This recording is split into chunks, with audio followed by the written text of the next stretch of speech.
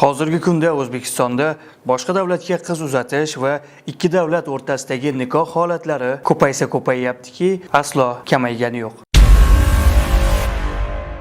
Kimdir baxtini boshqa davlatdan izlayotgan bo'lsa, yana kimdir boshqa davlat fuqarosidan jabr chekib qaytib kelmoqda.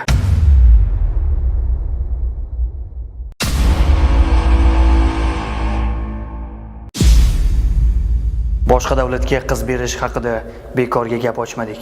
Agentligimizga Namangan viloyati Uchqo'rg'on tumanida yashovchi endigina 20 yoshni qarshilagan G'ofurova Mushtariy begimdan murojaat kelib tushdi.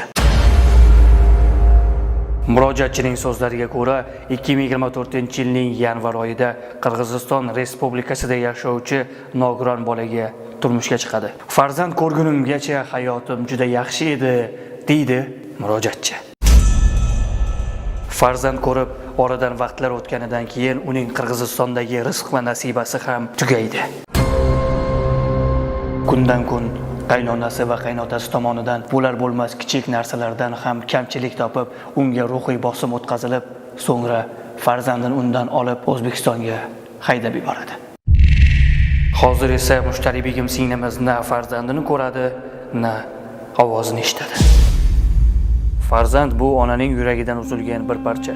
Uni ko'ksiga bosib, katta qilish, har nafasida o'zini unutib, bolasini o'ylash bu faqat onaga xos tuyg'u. Afsuski, ba'zida hayot shunday sinovlar beradiki, ba'zi ayollar ona bo'la turib farzandini bag'ridan yulib olinayotganini ko'rishga majbur bo'lmoqda. Hech bir ona ko'z yosh to'kmasin. Hech bir ona bag'rida ulg'aytirgan bolasidan ajralmasin. Farzand mulk emas, u mehr va g'amxo'rlik va muhabbatda ulg'ayishi kerak. Mushtariy begim O'zbekiston Respublikasi Tashqi ishlar vazirligidan hamda prezident yordamchisi Saida Mirziyoyevadan farzandini bag'riga olishda ko'mak so'ramoqda. Siz ham holatga befarq bo'lmang. Aspekt 24 voqealar biz bilan yanada ochiqroq.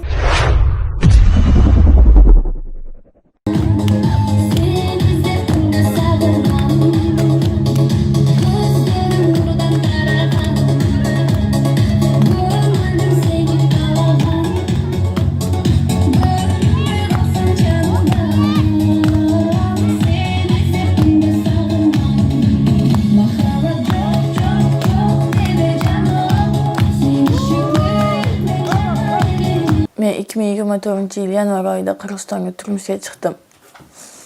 Boshda yaxshi gapirishayotgandi. Qaynonam nogiron o'g'limga yaxshi qarasang bo'ldi, uda kapildan chiqsang bo'ldi.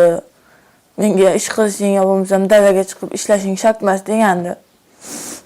2025-yil 27-yanvarda tug'dim. O'g'il farzand tug'dim. O'g'il tuqqandan keyin erimning opachasi har xil narsalarni bahona qilib urishadigan bo'ldi.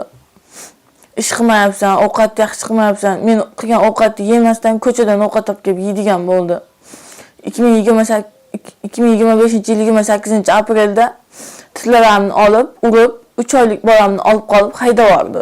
Ularga faqat bola tug'ish uchun kerak ekanman men. Siz bordingizmi bolangizni da'vo qilib? Bordim, bormagan yerim qolmadi. Yani shu Qirg'izistonga bordingiz, ha? Nima deyishdi otagilar? Otagilar erimning opachasiga telefon qilib, sudda yutib chiqsa oladi, yutib chiqmasa sizlarda qoladi dedi. Bola voyaga yetganmi? 3 oylik.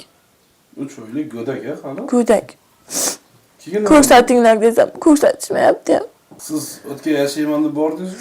Yashayman deb kechirim so'rab bordim. Kiyimlarimni devordan qaynatam irg'itib, yo'qol qaytib kelma dedi. Telefon qilsam ko'tarmay ham qo'yishdi.